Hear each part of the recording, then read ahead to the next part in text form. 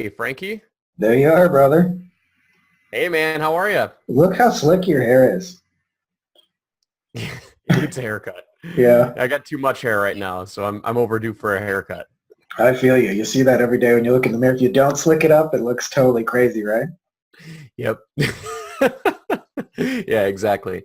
Yeah, it's probably 2 weeks overgrown right now, so I got to put a little extra Nice. hairspray in it to keep it tamed. So, Joel, just for those who don't know, you tried to do what I would consider a miracle, how you got into this whole game.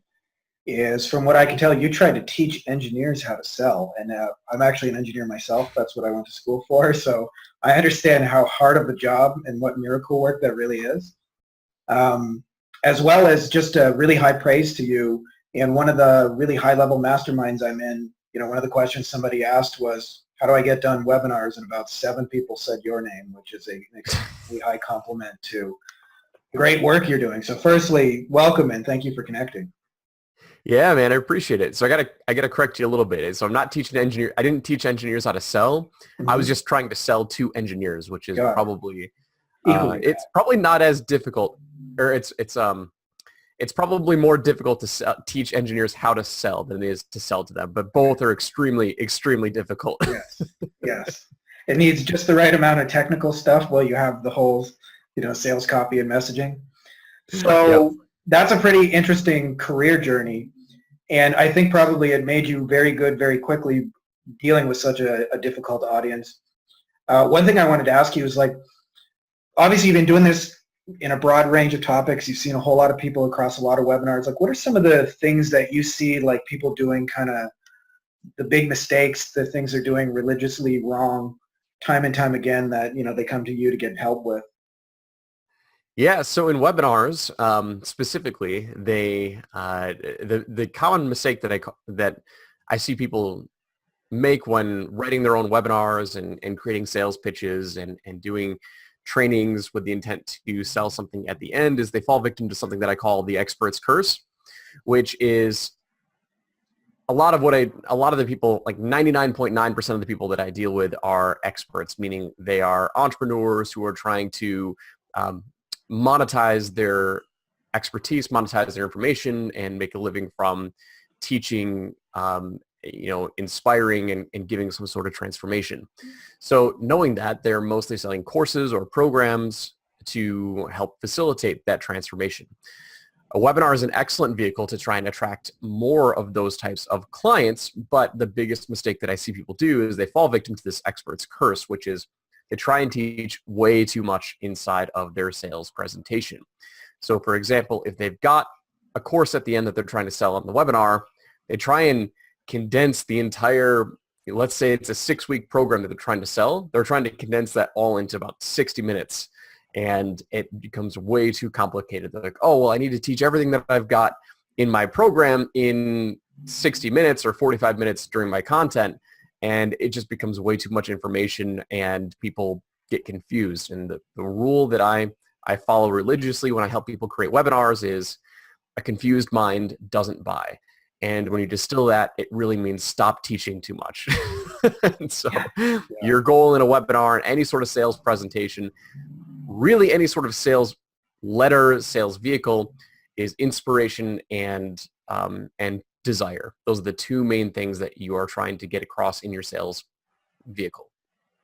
So for a lot of the people who are listening, who, by the way, to a T fit the description you just described, where they probably have their own webinars and they're probably, I see it as well. They got this big passion on their heart and they want to share everything they do, but they just overwhelm people. I actually have a friend in real estate and she says whenever she teaches her stuff, people look at her like she got sprayed in the face with a fire hose and they're just like, because it's exactly what you just described. So what are some of the ways that you recommend like people really condense it down and get to the more meaningful chunks? Like how do you kind of approach that whole thing? So the way that I kind of try and condense it down is like if we're selling a course or a program, the way that I kind of break up my webinars is, in the content, they struggle in the offer and they struggle in the content piece. But if I'm specifically trying to eliminate the idea of teaching too much and create more desire and inspiration for whatever it is that they're selling, I'll break the content down into three specific pieces, 3 or 4, right? And the way that I do it is very, very simple. And this kind of helps our copywriters. This helps, anyone who's going through my training programs or coaching, break this down into more meaningful chunks. So the first piece of the content that I teach is really an introduction to their program, their offer at the end, right? Because we still need to let your audience know, anyone who's on a webinar, they have to know that you've got something to sell at the end. And so I want to pair that together with the first piece of content. So the first piece of content is always the vehicle or the system or the methodology that you're ultimately teaching at the end of the webinar. Yeah. So I will introduce that, and I'll say, hey, listen, this is the system that I've created.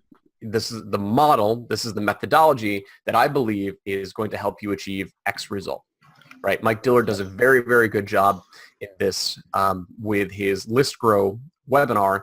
He basically says, like, if you want to make an impact, you want to build an audience, right? You have to learn how to do this while not having to pay for it. And he talks about using paid advertising and then selling, some sort of monthly recurring revenue program with, anyway, I'm getting too into the weeds here, but so the step 1 is always teaching the methodology, which ultimately is your offer at the very end.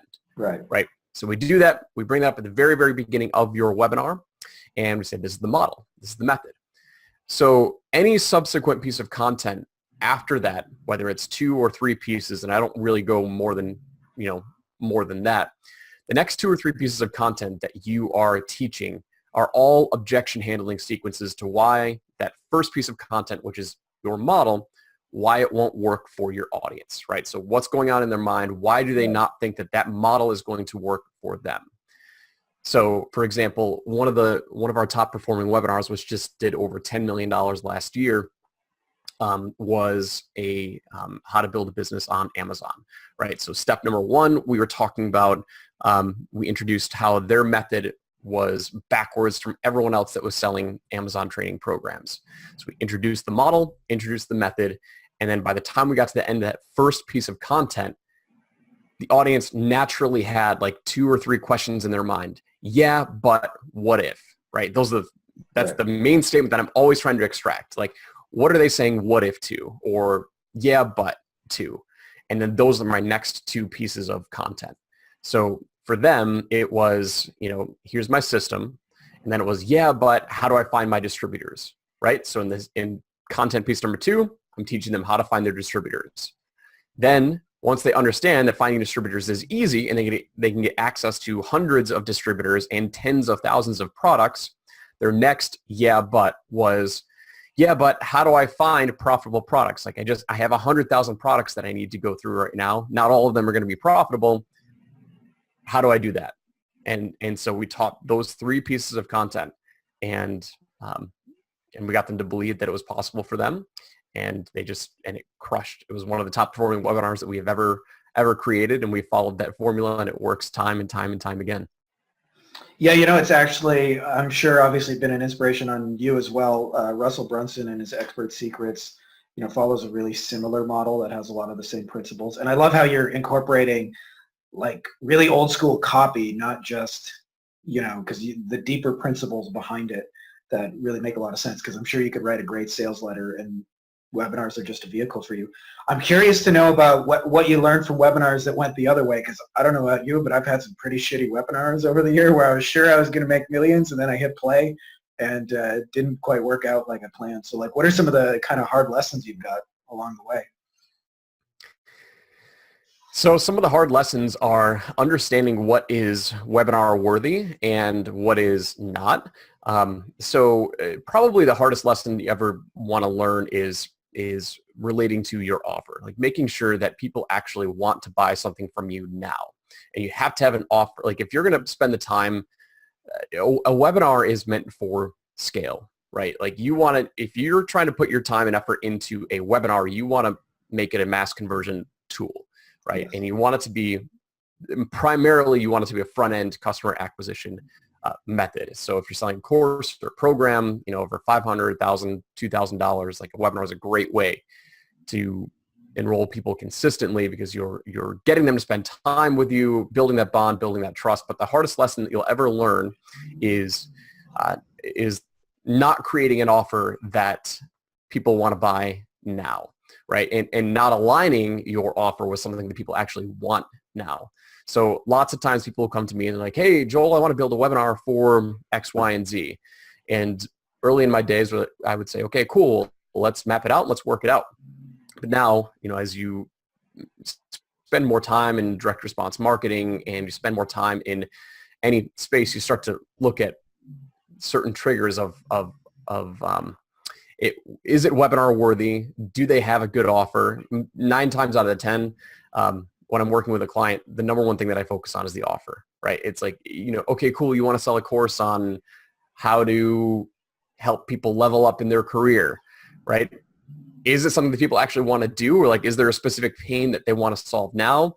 And if we go through the exercises and we find out that no, the offer is terrible, like I just can't help them and we won't take on the project. But, always figure out how to create an offer that people need now, because time is of the essence. And, the last thing that you want to do is spend weeks working on a webinar only to find out that your audience really doesn't, it's just not compelling enough for them to hand over their credit card and invest with you. Yeah. Curious to know how you, some basic tips on how you approach creating offers, because I've seen so many different, it's one of those things you hear repeatedly. Everybody says you need to have an irresistible offer, but you're somebody who actually has a track record of actually creating irresistible offers. I feel like it's one of those buzzwords that everybody says, but so few people actually know how to do. How do you just kind of think about that whole process? Irresistible offers all come down to clarity. How clear is the message, and understand and learning how to speak to your audience so they take action now, right? And so when you say you want people to take action now, what are the core elements that you need to accomplish in order for your audience to say, okay, cool, I'm ready to start now? And the main things that we have to talk about is when we create, I call it a power offer, right? A power offer is one sentence that and we've launched power offers just as their own. I'll do social media posts when I'm testing offers. And it's basically, if I offered to do X, Y, and Z for you, it's basic copywriting. I have this version of a power offer, but a lot of times it's nothing more than just a Boolean logic statement. If I offered to do this for you, would you take me up on that offer, right? And so the elements that go into that power offer are, number one, how long is it going to take? Number two, what's the result tangibly that you're going to provide for me? And number three, will this work for me? So for example, I launched a power offer, about 1.5 years ago to just my internal audience, because I wanted to see if people, I wanted to see if it would work. And I created this very, very simple Facebook post on my wall that said, if I offered to build you a webinar, it was the end of the year. So it was early December. And I wanted to close out the year strong, and I had 2 spots open for done for you clients. So I put out this power offer and I said, hey, listen, if I offered to build you a webinar within the next 7 or 14 days, guaranteed to convert, without you having to, write a single word, would you take me up on this offer? And I had dozens and dozens and dozens of responses to that specific offer. And we ended up doing, it was for a $25,000 offer, right? So sold out, got my clients from that. And it just raised the level of awareness of people who still didn't recognize or know who I was or know what I was doing. And so I incorporate that into webinars as well. And so when I transition into my offer, I will lead with the power offer. And then right before the very end, I close with the power offer. So it's a slight variation of that, but it addresses all of the major objections that somebody is going to have, which is, will it work for me? How long is it going to take? And what can I expect at the end? And that's really, we go through iterations. We're having a workshop in 2 weeks here in Lewiston, and we're only working on that single statement and then building the marketing system around it. But it's all based on the power offer. Yeah, it's funny you do all that work to come to a single statement of clarity. That's impressive. By the way, can I just say as an aside, I love that your nerdy brain and nerdy engineering brain has a whiteboard behind you with all your KPIs written out by hand, organized into columns. Don't Yep. think I didn't notice that over there. Yeah, that my engineering brain has evolved. I'm less engineering now than I was when I was in school and practicing engineering, but it still shows up. Yeah. Yeah, I'm sure. I mean, I don't know how it was for you, but I'm sure you had both fitting in and not fitting in at the same time. Does that Yeah, sound about right? exactly. So that's interesting. You guys spend all that time kind of coming to a really, really strong offer. I think that's probably one of those big mistakes that I see a lot of people make as well. Um, Curious if you'd share a little bit about like how you guys kind of come to your research to get to your offers, because I'm sure as a brilliant copywriter that you are, that so much of what you do is research and not necessarily activity that way. Am I correct in that assumption? Or Yeah, we do research, and research mainly comes from we do research on a lot of the less about the offers. I think offer creation is more of a skill that's learned than it is doing research, right? Because people only care about the end result, like the benefit. And so I have to pull a lot of that from my client as it relates to that power offer, meaning like, what are you going to provide for your prospects, for your leads, for your audience, right? So the offer will come from extracting that from my client, but the research comes when we're trying to find stories and relevant stories, like what's happening recently that makes what you're talking about more relevant and more apparent. So yeah, I mean, we're doing lots and lots of research. I mean, I have an entire product that's dedicated to doing research. It's called the Webinar Vault, and I literally break down webinars all the time, and I put it in the vault for marketers to check out and understand kind of what process I go through as I research and as I dissect other people's webinars and why they're working so well and the whole nine yards. So yeah, lots of research does go into it, 100%. that's interesting because you get the benefit of the wide perspective of not just seeing what works in one market, but what works in all of them and the kind of the deeper level principles at work. Yep. Curious to know if there's ever been any niches that you got into that just like took a lot longer than others to figure out, or some that were easy, or ones you avoid, or anything like that. Yeah, right now I avoid personal development. I know my strengths, and personal development is not one of my strengths in terms Yeah. of selling. It's a completely different field than marketing and sales, and we've done tons and tons and tons of webinars in all sorts of different niches. And personal development is one that it can be very, very lucrative for, like, there are personal development copywriters out there, and I've worked with some of them, and we're working on doing some partnerships with them if we do have a personal development client come in. But um, it's a lot of woo-woo stuff, and it's Yeah. difficult to sell. Like, it's and that market, that specific market. So like when I shared my 3 or 4 piece framework earlier for webinars, there are times where we have to deviate from that because some audiences and some markets don't like systems or methodologies, and they're more aligned with, just, you know, why is this going to work for me? And personal development was one of those ones that I had 3 clients in there in personal development, and they were all very, we had one client that crushed it, and it was fascinating. And I never thought that their webinar was going to crush. We were talking about unicorns. We were talking about all sorts of crazy shit. Like, Yeah. it was so out there, but I'm like, if you're willing to test it, like, let's go for it. And Yeah. it was one of the most successful webinars that we've ever done. But like, full transparency, I couldn't figure it out. I don't know why it worked. And because, like, I never would have thought that it would have worked. And it was so out there that I'm just like, I'm going to let the personal development copywriters handle this. And, it's just it's not my cup of tea right now. I might do some more research into it later on, but there's more than enough market for us in other avenues. So I do tend to skip the personal development space. There's some real actual wisdom in what you said, just because I feel like one of the mistakes a lot of people make is they try and do too many things instead of sticking to the things they're really great at. So like knowing just the markets that just ain't your thing. If you're not the guy to talk about unicorn shit and rainbows, it's just probably not going to be for you, right?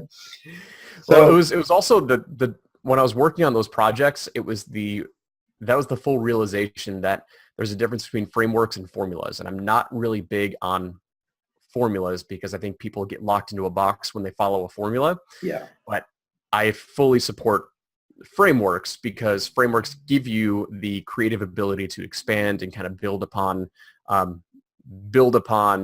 that framework. You've got guidelines, you've got a framework to follow, but it's not a formula, meaning like don't plug in A, B, and C here and expect, D to come out at the end.